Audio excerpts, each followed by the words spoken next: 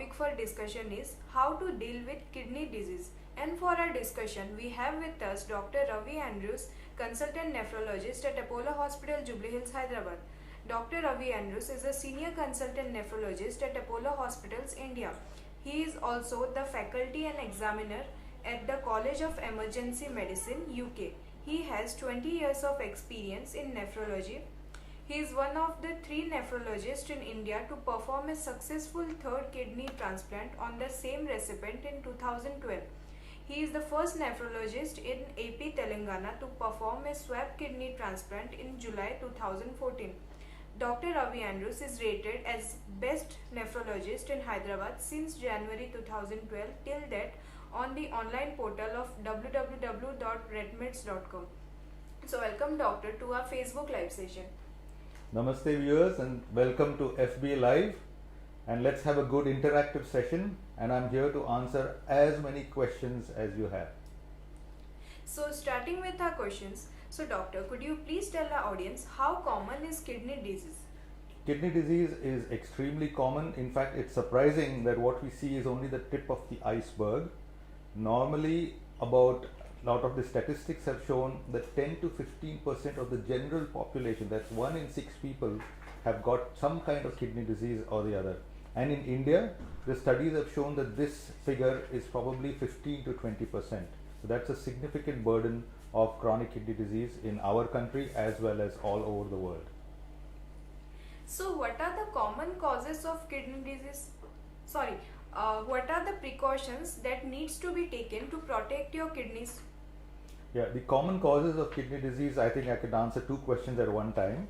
Common causes are diabetes, blood pressure, medications like painkillers and antibiotics, infections, and genetic diseases. Now obviously genetic diseases we cannot do anything about, but the precautions you need to take to prevent or reduce the risk of kidney disease with the other complications like diabetes, make sure your blood sugar, blood pressures are under control. Even hypertension or high blood pressure can cause kidney disease, so make sure your blood pressure is under control. Diet control is important. Don't have too much salt. Have enough liquids, but that does not mean you should have 7 or 8 liters of liquids per day. 2 to 3 is the routine requirement of fluids per day. But if you're leading a very active life, or you sweat a lot, or you're staying in the sun for a long period of time, then you can increase that to 3 to 4 liters per day. Reduce salt in your diet. Make sure you don't have too much non-veg protein, so avoid red meat if possible. Stop smoking, reduce the consumption of alcohol, switch more to fruits and vegetables, and avoid unnecessary medications like painkillers and antibiotics. Make sure you do regular checkups of your blood pressure, your blood sugar, and your urine testing if required. And everyone, I recommend that every individual should get a serum creatinine done at some point in time in their life. So with these methods, you can reduce the risk of kidney dysfunction, and these are the precautions that you need to take. So once dialysis is started, does it need to be continued lifelong? There is a misconception among the general public and a lot of other non-general public, like some medical people as well, that once you start dialysis, it's a lifetime process. This is not true. When we do dialysis, we do it for 2 conditions: either chronic kidney disease, which is well established and is advanced to the what we call end stage kidney disease, or we can also do it for somebody who has got acute kidney disease, where the kidney disease has developed just recently. So within these 2 brackets, if you have chronic disease and it's developed into end stage kidney disease, and when you start dialysis, it's going to be lifelong. But if you have acute kidney disease, where kidney disease has started recently, and this could be because of infection, some medications, some allergies, or blockages in the urinary tract, in this situation you might do dialysis for a temporary situation. Once you tide over the crisis and the kidneys can recover, then you can stop the dialysis. So it's not necessary that once you start dialysis, it's a lifetime process. It depends on the cause of the kidney disease, whether it's acute or chronic, which will decide whether the dialysis is temporary or permanent. So what are the common symptoms and signs of kidney disease? Unfortunately, kidney disease does not give you signs or symptoms till it is well established and in the later stage. In the early stage of kidney disease, many a time you have absolutely no symptoms. It's only in the later stages that you have symptoms, and these symptoms include changes in the urine output, so either sudden drastic reduction in the urine output or sudden increase in the urine output, swelling of the feet or of the face, foamy urine or blood in the urine or burning while passing urine. Some people can have breathlessness, some people can have loss of appetite or even vomiting, and rarely you can have disturbances in your sleep, some abdominal discomfort, or some people have some burning and discomfort in their feet and their hands, and loss of sleep could be another symptom of kidney disease. But like I said, these happen in the later stages, so the best way to find out if you have a kidney disease is to do a serum creatinine at some point in time. So coming towards our audience questions, so what food can repair the kidneys? There is no food that can repair the kidneys, but definitely you can eat something which will not cause more damage. And red meat, alcohol, excessive salt, oil and fats, these can damage the kidney. So you should try and minimize these in your routine day-to-day diet. So what is the best thing to do for kidney disease? It depends on what the kidney disease is and what the cause is. Like for example, if you have diabetic kidney disease, you have to make sure your blood sugar, your blood pressure, your diet and your weight are under control. If it is hypertensive kidney disease because of high blood pressure, you have to make sure that your blood pressures are controlled and your diet and weight are under control.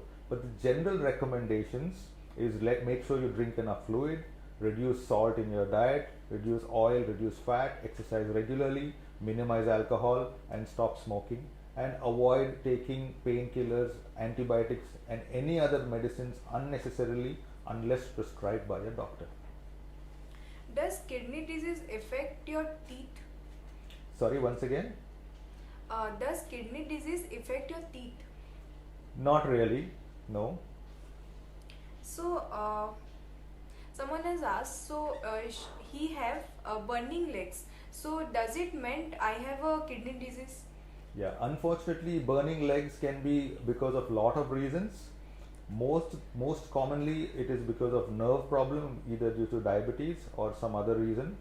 But yes, kidney disease can also cause burning feet, but it's not as common as diabetic patients getting burning feet. So if you have burning, and there are other vitamin deficiencies which can cause burning feet like B12 deficiency. So if you have burning feet, you need to see a physician and he will examine you and he will test you and then figure out what the cause of the burning feet is. So what are the guidelines for chronic kidney disease treatment? Yeah, chronic kidney disease can be classified from 5 different stages: stage 1, 2, 3, 4, 5. Stage 1 to 2 doesn't have many symptoms. From stage 3 onwards you have symptoms. But the basic guidelines for chronic kidney disease, from 1 to 2 you don't need many changes in your diet or your lifestyle. But from 3 onwards you need to make changes in your diet, your lifestyle and medication. So the changes in your diet that you need to make is ensure you, like I said, I'm going to keep on emphasizing this throughout this live session about the salt intake, and that is what we should, if anybody can go, if we can go away, this is the takeaway message: reduce salt in your diet. So salt should be restricted from stage 3, 4 and 5 of CKD. Reduce the intake of red meat, reduce oil and fats, reduce alcohol, avoid smoking, avoid taking too many painkillers or antibiotics, and make sure you take enough protein in your diet, but don't take too much. So your diet consists basically of calorie intake, so that includes protein, fats and carbohydrates. So if you're stage 3 CKD onwards, take more carbohydrates and less fat and less protein, and obviously make sure you have enough fluid. But if you're in stage 5 or CKD where you require dialysis, in that situation you will need to reduce the water intake and have more protein, because you have a lot of protein losses during the dialysis process. So patients who are in stage 5 CKD need high protein intake. Stage 3 to 4 need less protein intake, and stage 1 to 2 no major changes in your diet. So how can one perform chronic kidney disease? Just a second. How can one treat kidney failure treatment without dialysis? Like I said, kidney failure is divided as acute kidney failure and chronic kidney failure. Chronic kidney failure, if you're in stage 5, you have to do dialysis, there's no other way. In acute kidney failure, you can try medical treatment and try and treat the cause of the acute kidney failure. Like for example, if you have stones which are blocking the urinary tract, so you can do surgery or medical treatment and try and remove those stones. If that happens, then you don't need dialysis. Or say you have infection and you can give antibiotics and give enough fluids in a case of dehydration. In that case, if things improve, then you don't need to do dialysis. But the point to understand here is, don't try and avoid dialysis, because if you require dialysis for any reason, then avoiding it will get you into more trouble. So the routine process that we follow as nephrologists is, when you have chronic kidney disease stage 5, we straight away advise dialysis. If we have acute kidney disease and a patient might require dialysis where they're on the balance, we try medical treatment, either managing the fluids, controlling the infection, avoiding painkillers or any other antibiotics which can cause kidney problem. Try with these measures. If they work, fine. If they don't, then we must go ahead and do dialysis. Don't try to avoid dialysis out of fear that it might be permanent, or fear that it might cause some complications. If you require dialysis and you don't have it, the complications are worse and more dangerous. So coming to our next question, how to prevent kidney failure? Like I said, we have already gone through this in the earlier questions. The prevention would be to reduce the salt, make sure you drink enough fluid, avoid painkillers, antibiotics, do regular checkups of your kidney function, and follow up regularly, and control blood pressure and blood sugar if you have either of them. So how is my diabetes control related to my kidney function? Whenever diabetes is not controlled, the risk of the kidney dysfunction is there, because when the diabetes is not controlled, you start losing protein in the urine and your blood pressure goes out of control. So this control is not there, then you will have protein in the urine, and that can itself cause damage to the kidney. High blood pressure itself can cause damage to the kidney, and studies have shown that high blood sugar levels can also directly damage the kidneys. So if you have diabetes and it is uncontrolled, then there is a very high likelihood that you will have kidney disease. In fact, 30 to 40% of all diabetics develop kidney disease, and many of the time it is genetically modulated. But if you have not controlled it, the chances that you will have kidney disease increase to more than even 30 to 40%. So it's crucial that your diabetes is controlled so that you can avoid or reduce the risk of kidney disease. So how much chances are there to come out of kidney dialysis with normal medication? Like we've already discussed before, if it is acute kidney disease, dialysis will be temporary, and with medications, once you solve or treat the cause of the acute kidney disease, you will get off dialysis.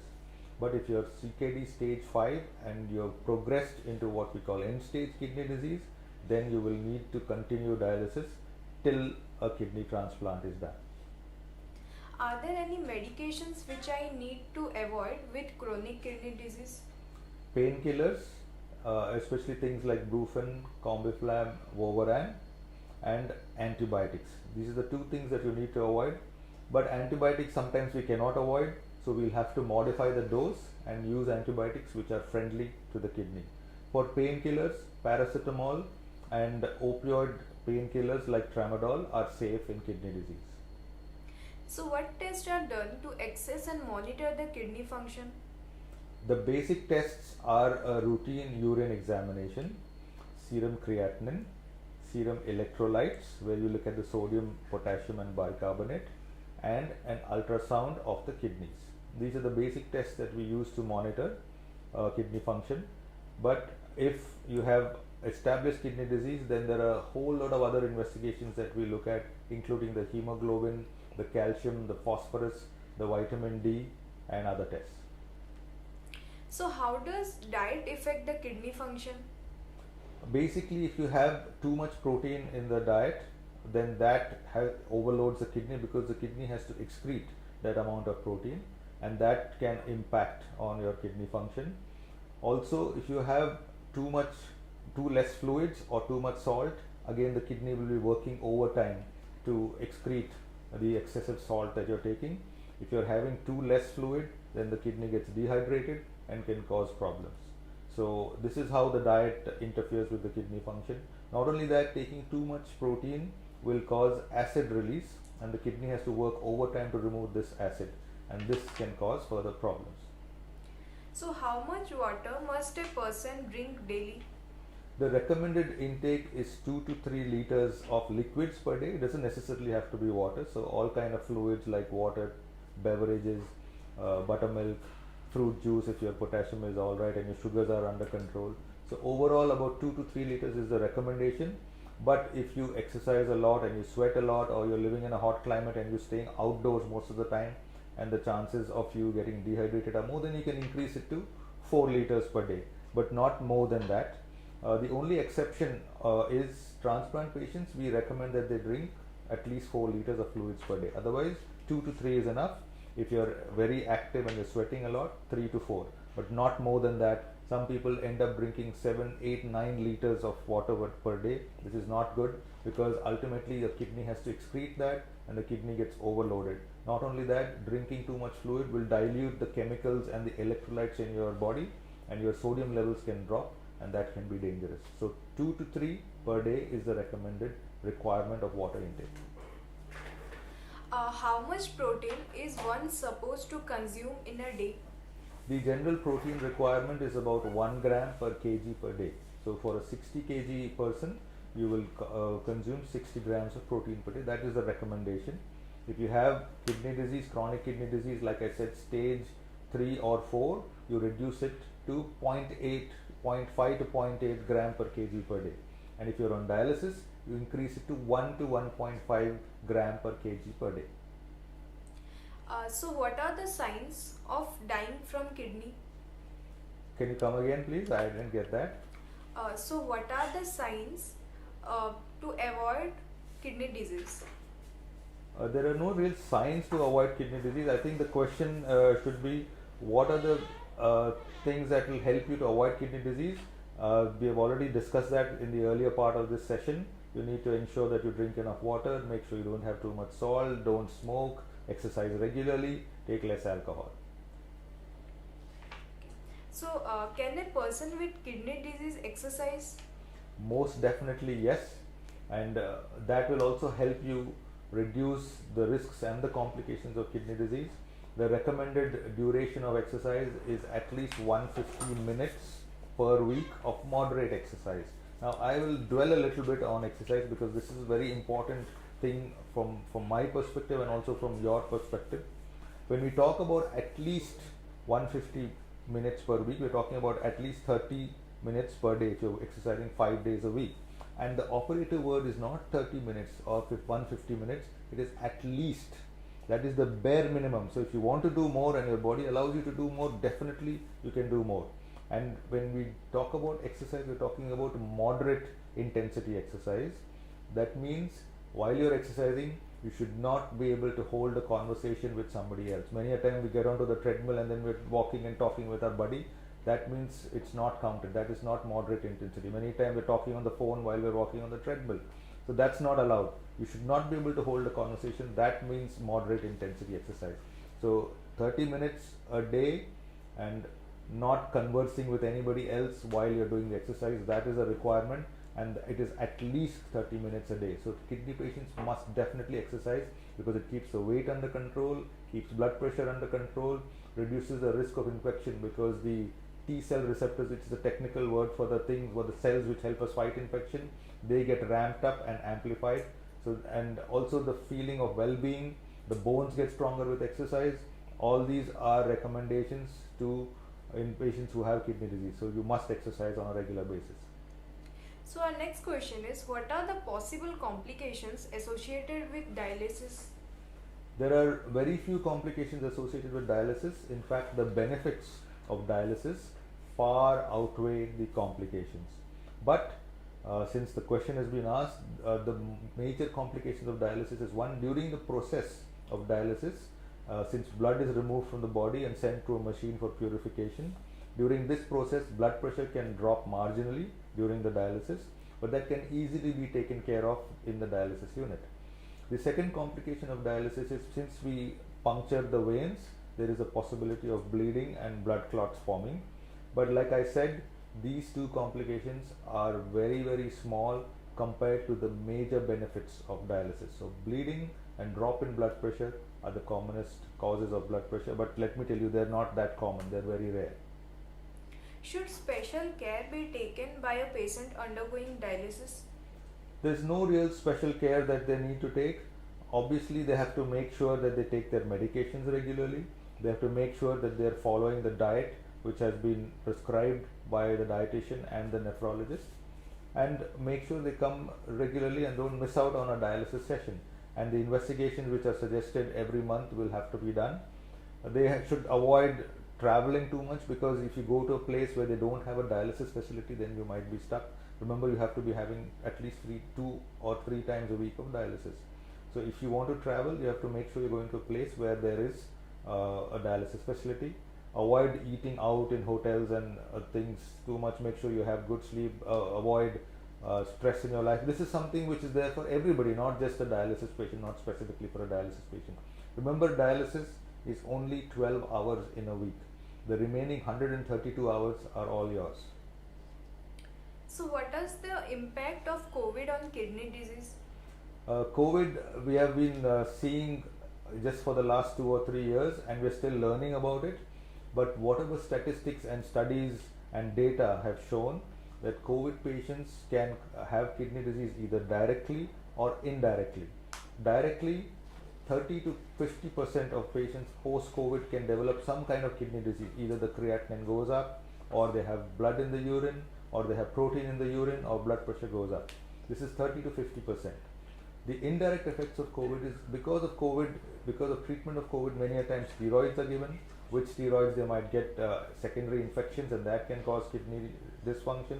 Sometimes when you have secondary infections and you're given medications for the secondary infections, you might have kidney dysfunction because of that. So that's how COVID causes, either directly in 30 to 50% of cases, or indirectly because of the after effects of COVID.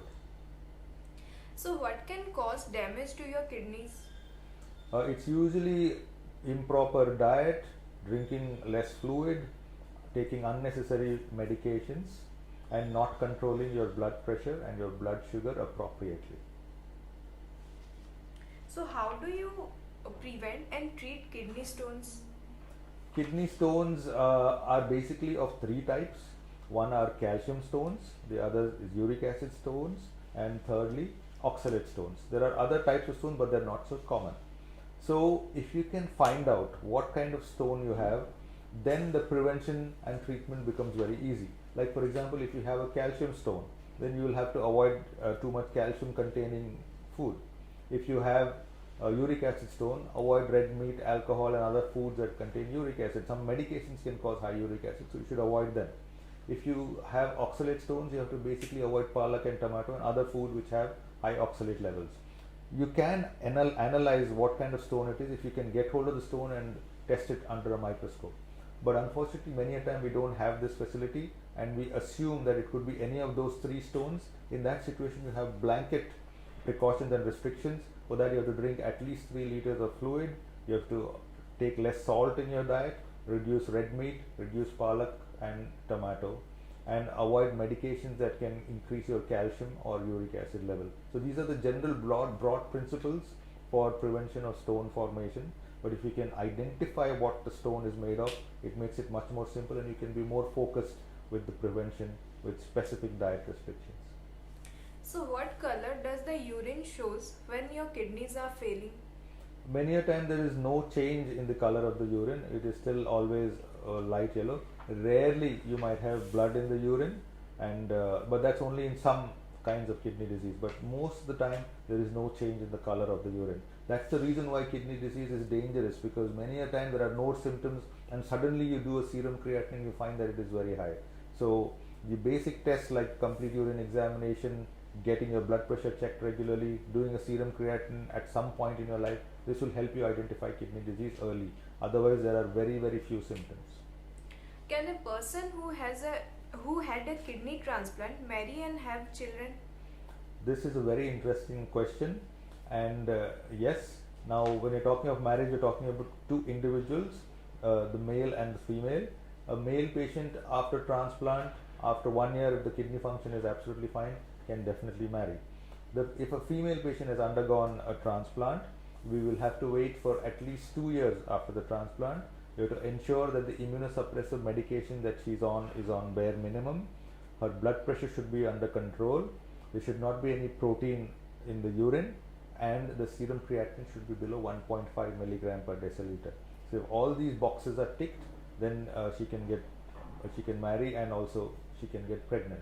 There is a very heartwarming story about a couple. There's these transplant games where post-transplant patients have these athletic games, and two transplant people, one lady and a gentleman, they were competing in these transplant games, and then they fell in love, they got married, and they had a child as well. So it is possible to marry and have children after transplant.